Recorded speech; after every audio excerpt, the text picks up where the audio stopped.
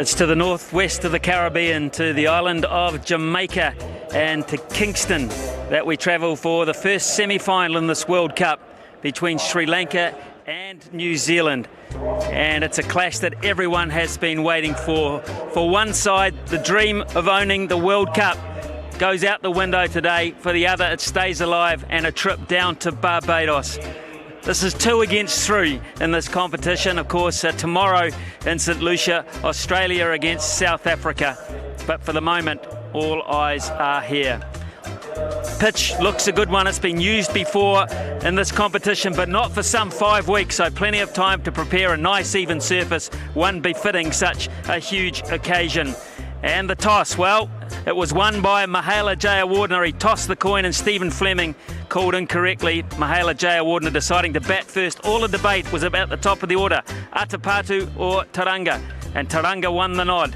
And also the strength of the side batting-wise is emphasised by the canny Russell Arnold at number 7 and the newcomer Chamara Silva as well to complement the left-handers at the top of the order. And yes, Malinga is back, and so too Dilhara Fernando, who takes the place of the unlucky Maharu. For New Zealand, Shane Bond is fit. He's got over the gastric problems. Oram's heel is okay to play, and their conjecture point was Jetan Patel, and was he going to play? And yes, when the day dawned fine, New Zealand decided to play 2 spinners. Sri Lanka batting first then. It was their desire. New Zealand rely on Shane Bond to strike early with the new ball. Joining me in the commentary box for the first half hour, Michael Atherton.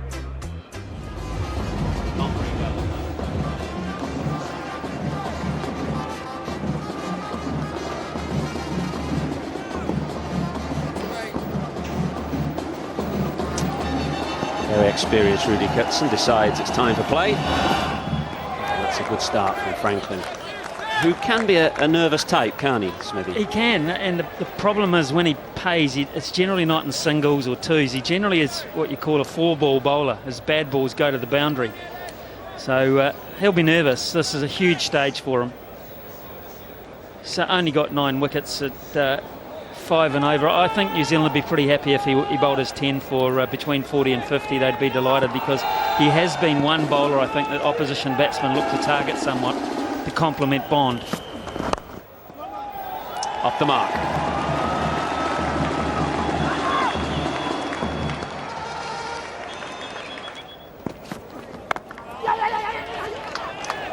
After hurry, Tauranga.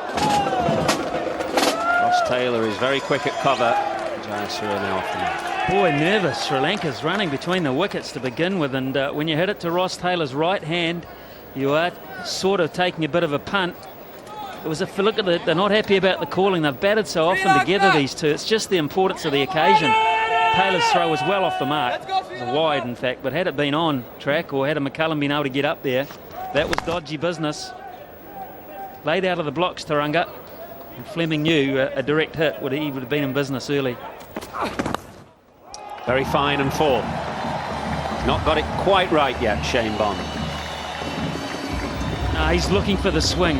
He found it second ball when it went across, but he's bowling for it. And I just didn't see any from Franklin. He drifted a couple leg side-ish, and I haven't really seen marked swing either for Shane Bond. Now that'll please the Sri Lankan left-handers at the top of the order greatly, because if he's going to bowl that line, they can pick him off. It's gone very fine again. Franklin doing the chasing. He can't get round. This is the second boundary in the over, and a poor start for Bond. Well, this is the confrontation that everyone has been talking about here in Jamaica, probably too in Sri Lanka and New Zealand. Bond and the top order. And at the moment, the direction is not quite there. Wide and too many deliveries hovering around the pads. Just the start that young Tauranga wanted this.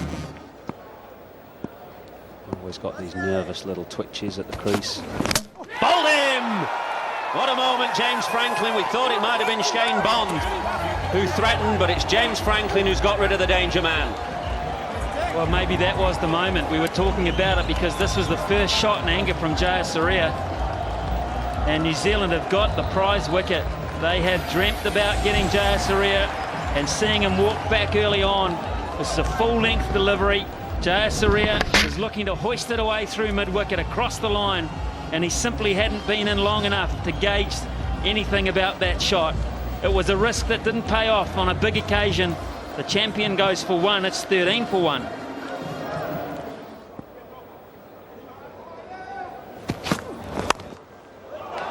There we go. Taranga gets one away, just opens the face and steers it through point. His third boundary, 26 for one. Well, the man they were worried about, the man they were debating about until I think as late as about 50 minutes before kickoff this morning, is playing a very good knock early on here, because he's been very decisive, Taranga, in all his movements. He's been positive onto the front foot, he's looked good off the back foot, and maybe today is his day to come right.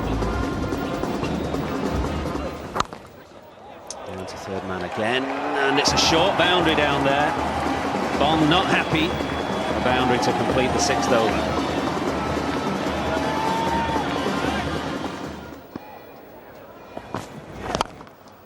Drives beautifully past the man in front, and that's running down to the boundary. Vettori after it, he won't get there.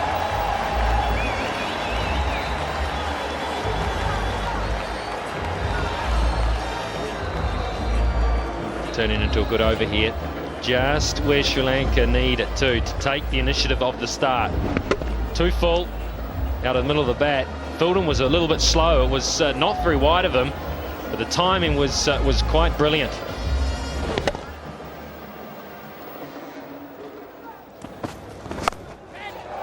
Oh, that was in the air for a while, just over the fielder's outstretched hands. Picks up 4 runs. Well, here's the game of cat and mouse that New Zealand captain is playing with Taranga. He knows he'll go for it. He's got a tall man bowling. Hit on the up. Very hard to control that and keep it down. He's got an umbrella field. He's got 4 people all looking to take a catch somewhere in this area. This one behind square and just goes over the top. Is it Taranga's day?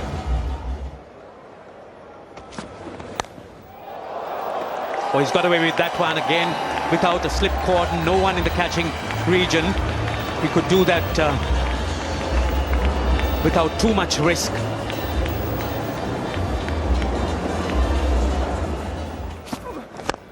Oh, in the air, but again wide off the fielder, dropping wide, and that's running down with Vettori after it. He can't get to it.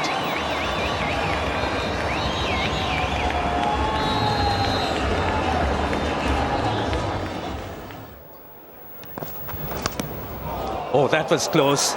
But again, he gets inside edge and running down for 4. Again, showing the quality of the pitch and also the value one gets for any shot. Fortune is favouring Sri Lanka. Got mistimed strokes through gaps. Over the top of fieldsmen. Outside edges going forward. Now inside edges. These ones really hurt you as a bowler.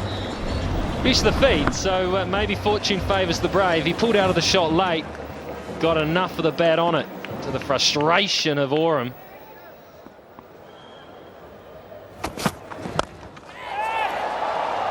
Soft, really is soft. It's probably good reward for Franklin. Sangakkara will be kicking himself. That was a giveaway. It really was on this important occasion.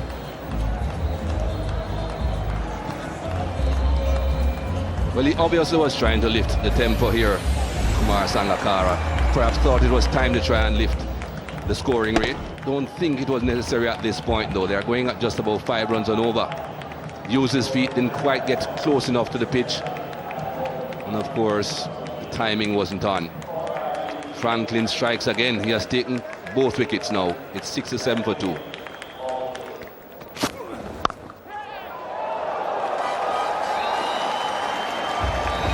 It's a good way for Sri Lanka to end the over. 75 for 2.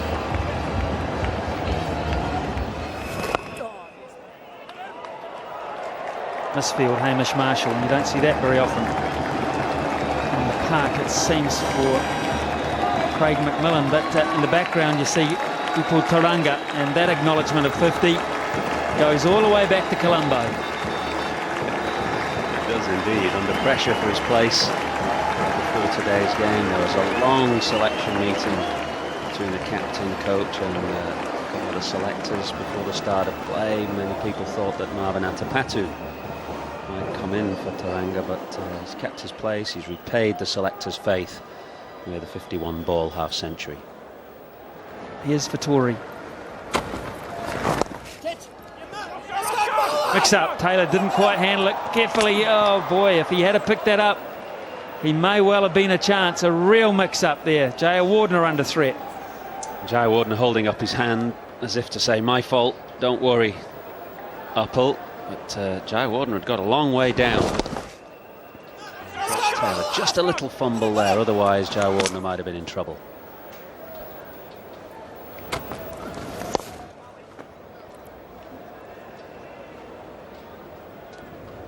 What was this round the wicket line, that Daniel Vettori, which sort of cuts down a couple of angles.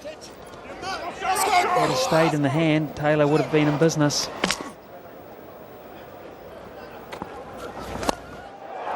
That's a great shot. Not easy to play. Did it go the whole way? It was just simply magnificent. Wonderful shot. The footwork started the stroke, and then it was the wrists that finished it, just opening the blade. Skips down the pitch and opens up that offside with wonderful use of the wrists. And he has some luck, and that might well race away for 4. It does beat Shane Bond's dive, so Sri Lanka, for them, invaluable, that stuff. 12 off the over, 99 for 2. Half done, the Sri Lankan innings, 25 overs gone, 111 for 2. They've got a good foundation.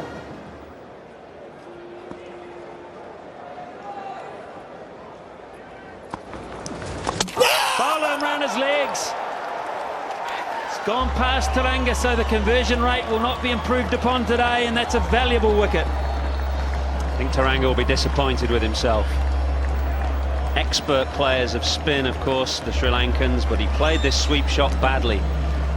Got his front foot too far across and exposed the middle and leg stumps behind his front pad, and Vettori's quicker ball, quicker and flatter, and speared in.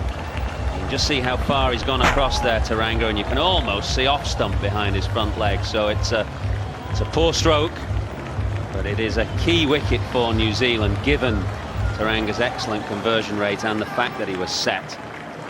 Well played though, 73 Uppal Teranga, 111 for 3.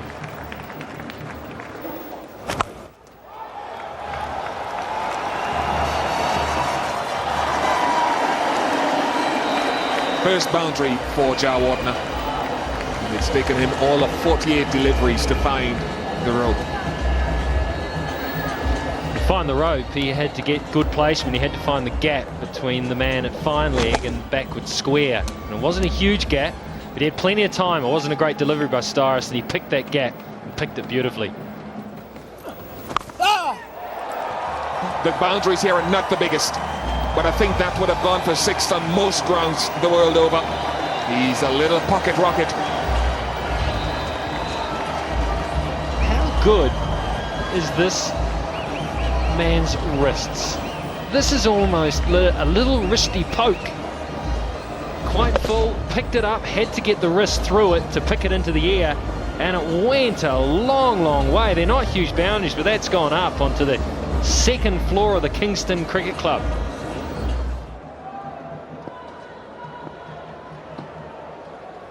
He's got a lot of unfinished business in his mind, I think, Shane Bond, because of the injuries.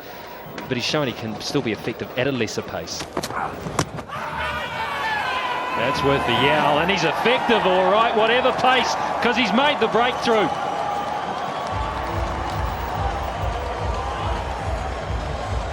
It was a funny noise. I thought that it might have been ball and stump. It wasn't. So I'm just wondering if there was bat involved because of the funny noise that I heard.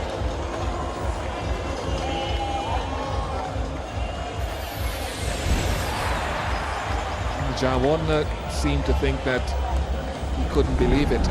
Oh my, that's why there was a funny noise. I thought it was ball and wood. It wasn't stump. It was a thick inside edge.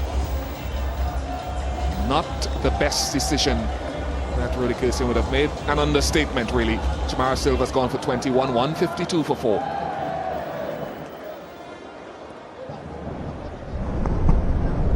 Big inside edge, ball goes between his legs, goes down the fine leg, and he's wearing an earpiece. That earpiece is supposed to enhance the sound coming into the microphones at the batsman's end, so that the umpires can hear exactly what has taken place. Someone had better test the one Rudy Kirsten has. It's 156 for 4. That's a good shot. That's a very good shot. His entry is timely. Dilshan is a good player off spin. As soon as saw there was width, he was very quickly onto it, latched onto it very fast. Sri Lanka need boundaries at this stage. That's gone very fine. Again, it's not a long boundary, and it goes all the way. That is the way Dilshan plays. Patel, although surprised, he does get runs in that fashion. He's all the time looking for opportunities. That's spotted for a while, but he got enough bat low down on his bat. Enough ball low down and raced down to the boundary.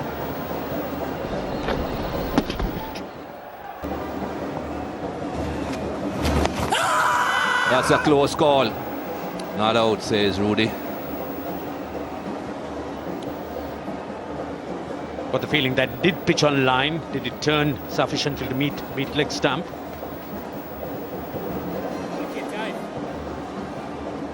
Perhaps drifting down leg. Not absolutely sure. Hit him in line, but perhaps drifting past the leg. Possibility. That's a good shot again. That's gone well in front of square. James Franklin out there. He does well. They're looking for the third Sri Lanka. Not on though. Powerful throw. Good over. They get 9 again from that over. It's 208 for 4. Played by Dilshan.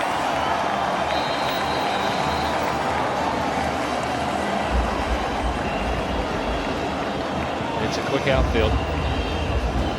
It's a really quick outfield. Big appeal, gone. It's 2 straight. Not sure Dilshan is too happy. Looking to get down and paddle it fine. But he's on his way back. Well, I felt Dilshan fears this ball was headed down the leg side. He premeditated the stroke. He was going to play the stroke no matter where the ball was going. And I feel he thought in his mind, okay, missed it, but the line he got right. Let's just have a look at this. Angle, oh dear. Dilshan's right, and he's right by a long, long way.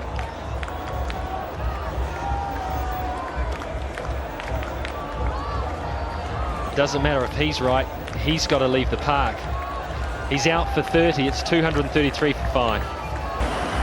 Psyche, his mental approach, almost perfect. What a stroke to bring up your 100, what a time to play it. Bond will bowl the last over, and once again it's not a good ball. It's wide, it's short, it's been smashed away over backward point.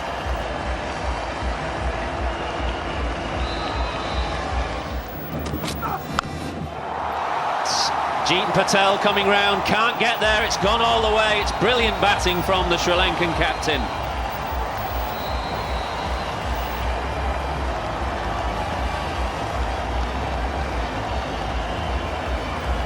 Patel, the fieldsman down there, I think has indicated it went for 6. Just waiting for confirmation. But what it was again from J.R. Warner was placement.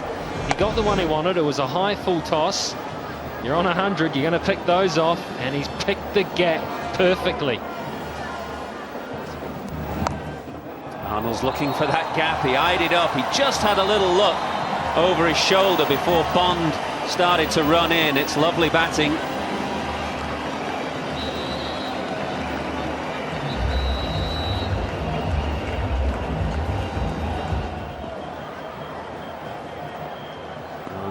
just slightly out of his crease now, toying with Bond's length.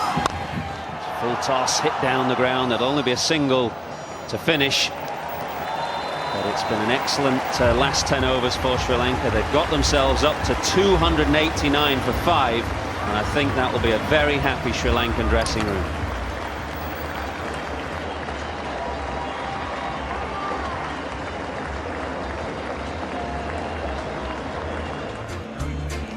Well, you'll live a long time and you might watch a lot of cricket in the process before you see a better innings than that of Mahela Jayawardene. 115 from 109. It was slow at the beginning, but beautifully paced as he eased his side into a position of real strength. And that was after Taranga's 73 from 74. Boy, did he answer his critics. And also contributions from Silva, Dilshan and Russell Arnold. They only used the 7 batsmen, and that's what one-day cricket is all about. It was a superbly paced, superbly judged performance. 2 for 46 for Franklin. Bond 1 for 59, not his day at all. Neither that for Jacob Oram, 1 for 60.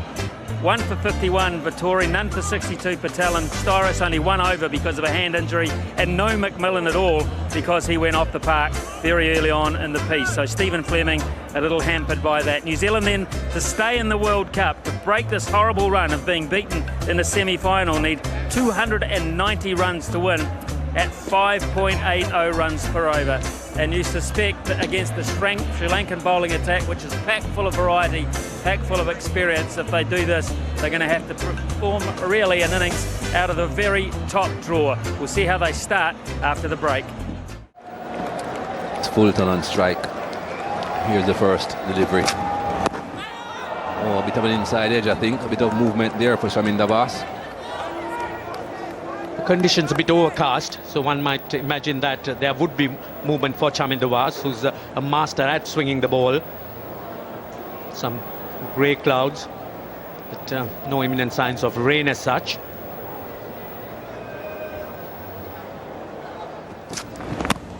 That's a close call. Was there some bat involved?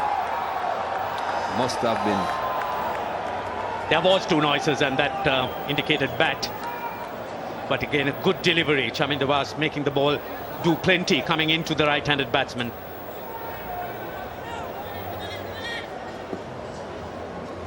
Bit of swing.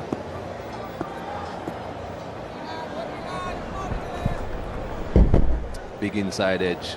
That would have been plumb in front, but for that inside edge.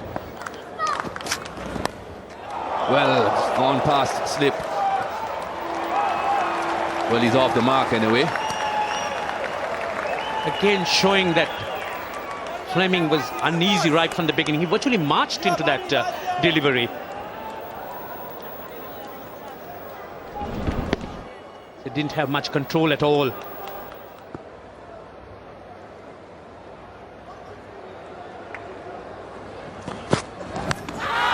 Right through him, big shout, and here comes a slow left hand.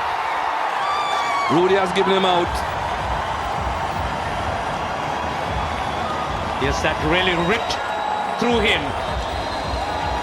He's not quite sure whether he touched it, but there was 2 sounds, and umpire Rudy Kirsten had no hesitation. There was speed, almost 143 k's per hour.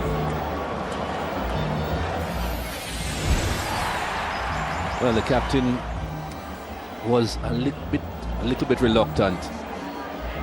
It came back sharply, and there was nowhere near to the bat. Just brushing the top of off stump. That was a good delivery.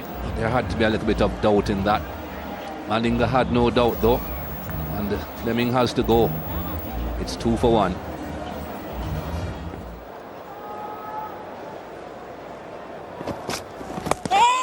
Well, it's a close call. Well, he's gone. Oh, I think he just might have made it back. Not too sure what he was thinking about there. It's 3 for 1. It's just confusion in the minds of the New Zealanders. Taylor just felt that Sangakkara had left that, or let that through, and the throw really didn't come hard enough. Just scampered back, and that desperate dive just getting him in.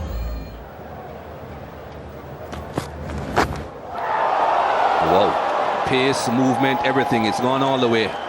It blew away Sangakkara's gloves. That was quick. In fact, it even took Sangakkara by surprise. He's been very, very reliable throughout. But that Rayado flew off the pitch, and the pitch also responded. Oh, not sure if that's keeping your head, Michael. I'm sure he wasn't listening up there, Smithy. I'd say his mind is a bit scrambled right now.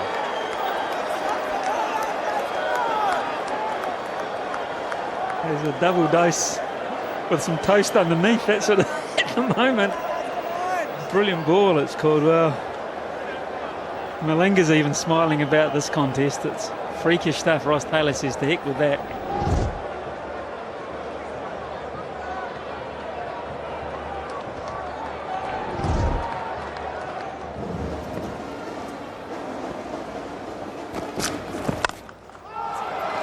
Taylor gets a boundary, that'll feel mighty good. Square of the wicket. Finally something close to the middle of the bat, he says. And a rare bad ball from Chaminda Vaas.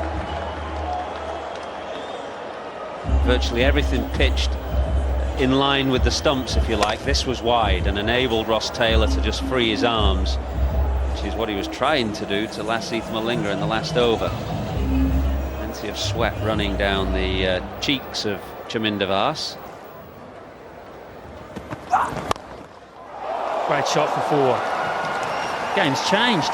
Malinga's out of the attack, and great sigh of relief all round.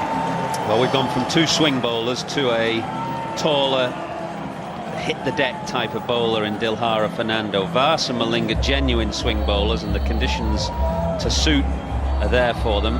But Fernando's not really a swing bowler. He looks to hit the deck hard. He's got an excellent slower ball, but he won't get the same amount of lateral movement as Vaas and Malinga, and therefore things will get easier for the 2 batsmen. That's close. That's real close. Yeah, he's gone, Ross Taylor. He tried to invent something. He had just had to try and break the shackles. And in the end, the accuracy of Chaminda Vaas, and we've pointed it out so often, has come to fruition. Pressure, the effects of pressure on the mind of a batsman. Ross Taylor, it just didn't quite happen for him. He couldn't get bat on ball. He was feeling it. Did that come back enough? I'm not so sure it did. I'm not entirely sure. The umpires are having a good day today. They're 2 very good ones out there, but there's 1 or 2 bad decisions been given. Hawkeye suggesting that ball didn't come back enough, but it's reward for the excellent and persevering Chaminda Vaas. Ross Taylor gone for 9.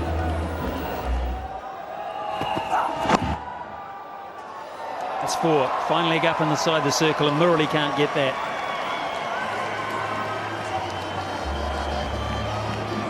It's difficult from around the wicket with this field, with the fine leg up. There's not much margin for error for Dilhara Fernando, because he's going to be pitching leg stump or thereabouts, and that will give the batsman the opportunity to work the gap. Muralitharan, the only fielder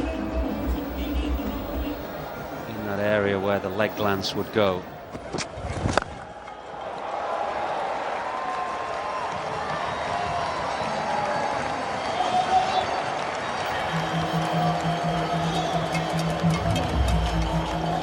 This is a shot that Styris plays well, and he makes up his mind early. He looks for length. He looks for anything that's good length. Gives him the leverage to swing it away on the onside.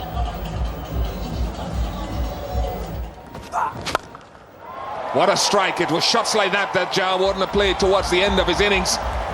I wonder if Styris can reproduce or match it.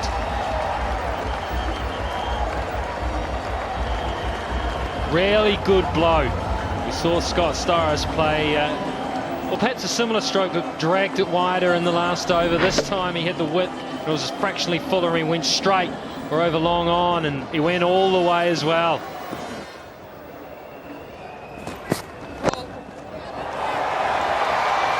So no ball nevertheless, so it's in vain for Murali. Murali doesn't know that. Yes, Simon Tuffle has the arms outstretched, and the disappointment will be on the face now. Yes, there it is. Big effort, but all in vain.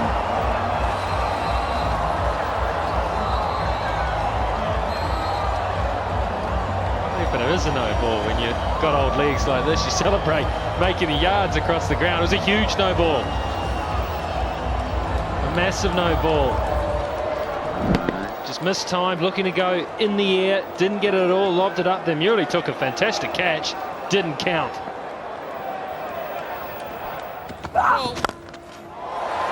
And the no balls continue, but this time salt in the wound. Styris has bumped it into the crowd at the northern end.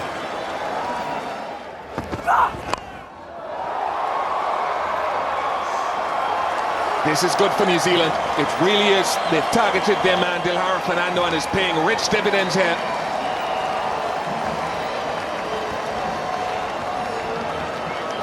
"20 runs off the overs so far, and it couldn't come at a better time." All of a sudden, the belief in the New Zealand camp, the belief of Fulton, Styris has got to be growing.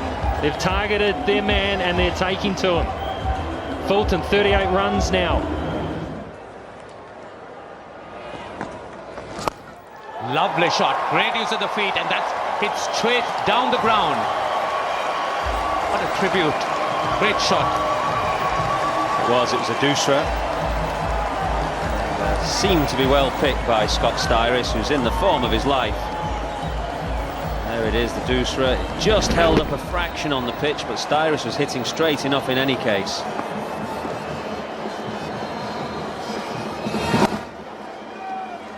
This is the reason why he's the man who's been amongst the runs in this World Cup. And looking for a climax here. It's a great shot. Picked up the Doosra straight away on the line. And there's one.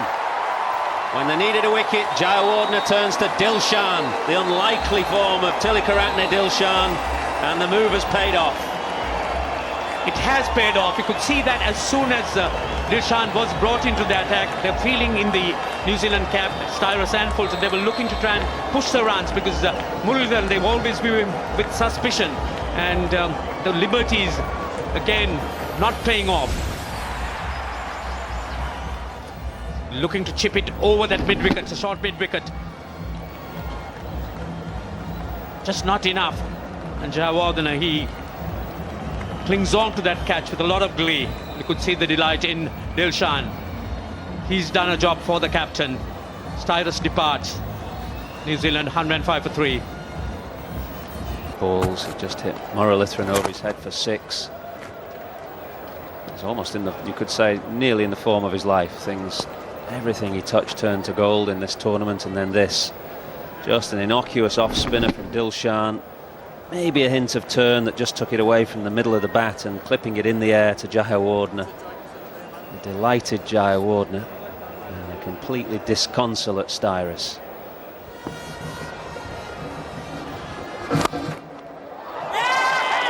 Has he caught it? He has. It was the Doosra again. Not sure Oram picked it. And he just popped it straight back to Muralidharan, who generally is very good off his own bowling, diving away to his right. A big moment. His 50th World Cup wicket. He doesn't miss many, particularly off his own bowling. And again, a diving catch. Almost at the non-striker. Again, the Doosra, as you would see. Picked it up. Yes, I think he juggled it virtually. It came off his right hand and then fell onto the left one. So again, another wicket. Oram's gone for 3, New Zealand 114 for 4.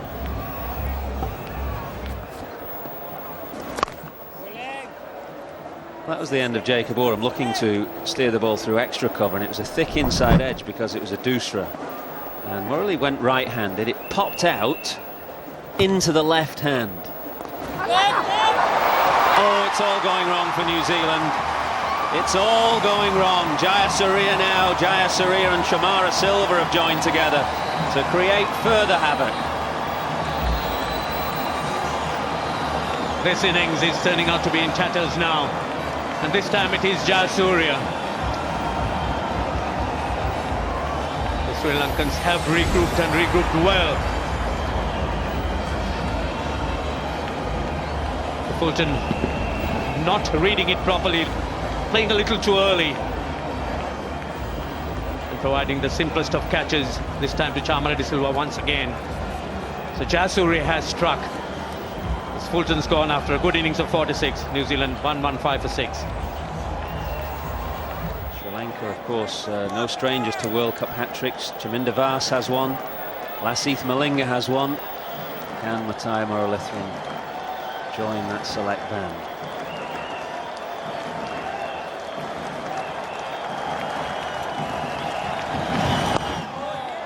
No.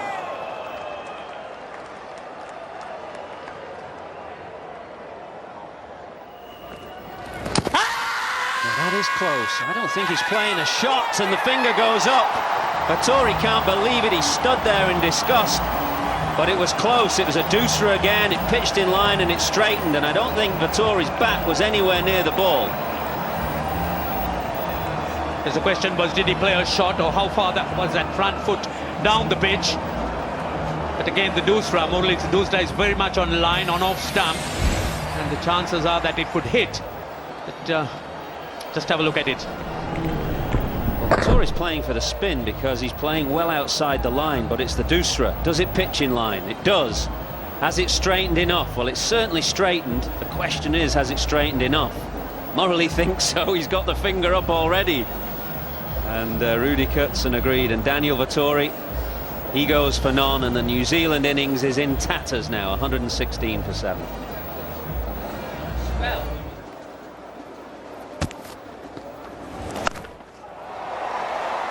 He's mowed that. He's in some pain. This gave him a whole heap of pain, but he hit it well.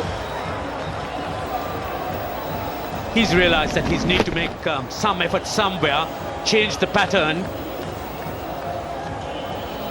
Half-fit Macmillan, but he's hit that in the middle. That's cleared a few rows.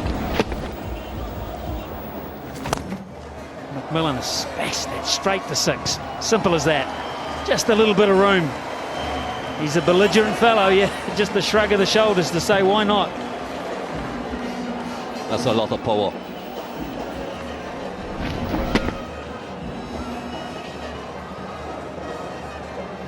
Not a long boundary, but it still takes some power to get it that far. Bolam. So he has the final say. Jayasuriya, he tried to invent once too often. The Craig McMillan, and the stumps have been rattled. I think we'll find that that delivery was a bit quicker than the previous one, and perhaps a touch fuller as well. Made the necessary adjustment here, Sat Jayasuriya. In fact, it seemed as if he was bowling a seamer there. Didn't try to spin the ball in any way. A quicker delivery, a fuller delivery. 144 for 8. And he's been bowled here by the off spinner from Murali, straight through the gate.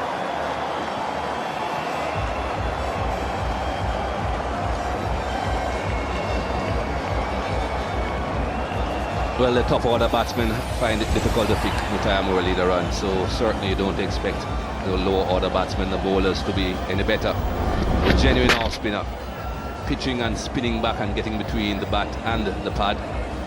Perhaps playing for the doosra or the straight ball there, Shane Bond. He now has to go. 9 wickets down, 149 on the board.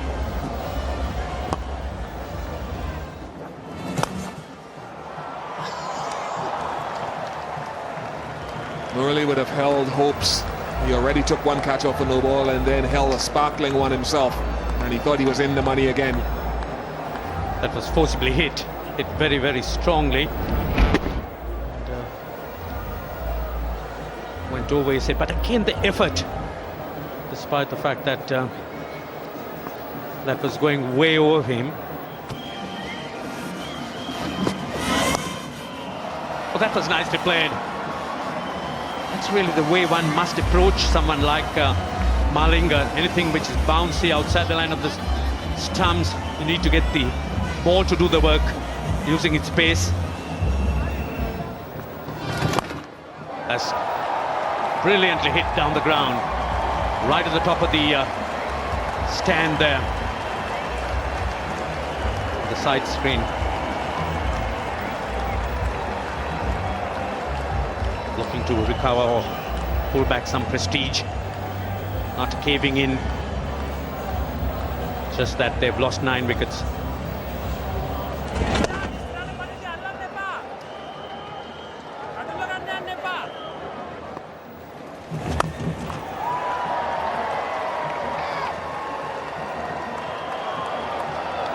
Number 4.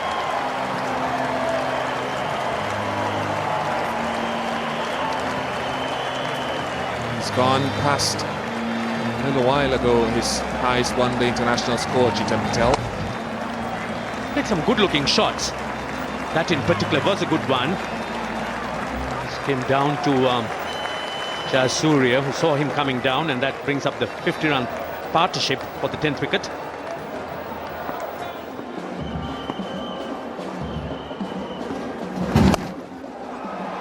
This could be the end of it.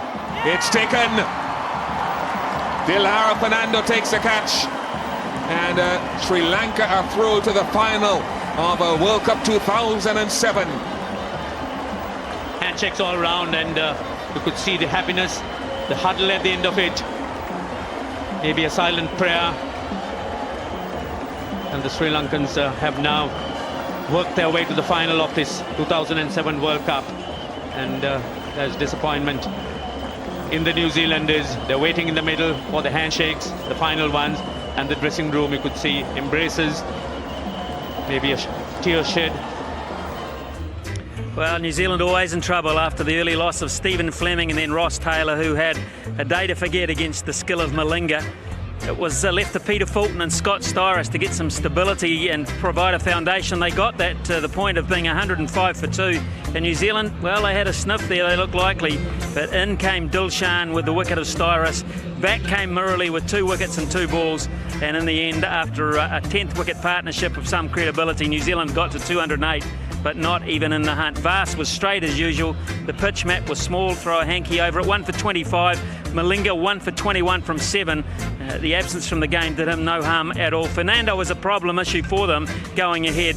4 wickets though to Murali, who was quite outstanding and got some great backup too from Jayasuriya and of course Dilshan. So 289 for 5. Plays 208. Sri Lanka win the match by 81 runs. Commentary team had no problem at all deciding on the man of the match, and that was the skipper Mahela Jayawardene with a beautifully worked, beautifully crafted, paced innings through to an unbeaten century, which guided his team, which was always going to be way too imposing for the New Zealand lineup. The joy was on his face, and in the end he was quite reflective in the end about his day, but very much in favour of the way his boys had gone about it. So this time round New Zealand will not be once again lifting the World Cup. They're 0 for 5 in semi-finals, and the old saying 4 more years applies to them. That's how long they're going to have to wait. Sri Lanka, from their part, they might only have to wait 2 or 3 days. They are at the top of their game, and whoever wins tomorrow between South Africa and Australia and St Lucia, they better be at their best come Barbados. From beautiful Sabina Park and my last look here at the World Cup this time around as well, we say good evening to you all.